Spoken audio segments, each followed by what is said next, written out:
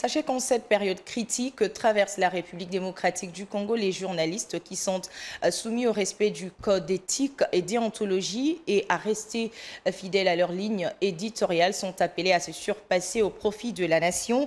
Dans une interview accordée à Univers Télévision ce mardi 11 février 2025, le professeur Kambai Bouacha a démontré comment le journaliste doit se comporter face à la guerre que le Rwanda et ses supplétifs du M23 AFC imposent dans l'Est de la République démocratique du Congo. Michel Kabia et Kevin Mondo en parlent.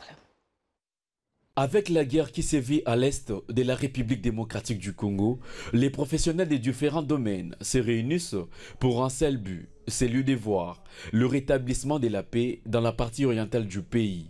À cet effet, les professeurs et recteurs de l'Université des sciences de l'information et de la communication, Jean Kambai Bouacha, a appelé l'ensemble du corps des journalistes congolais à se réunir et à taire les divergences professionnelles, question de ne pas rester canonique dans cette période qui traverse leur nation.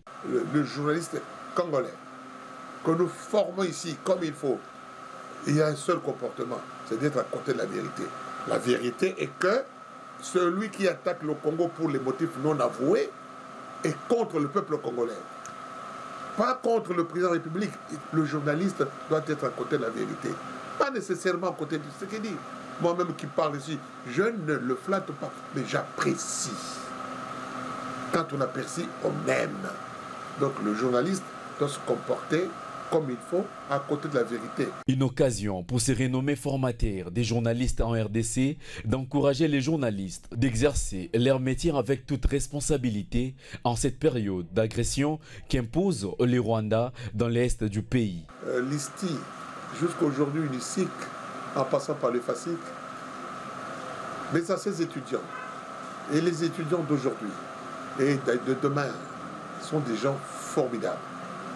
Mais il faudrait que ces journalistes aujourd'hui, qu'ils montrent la façon d'être courageux.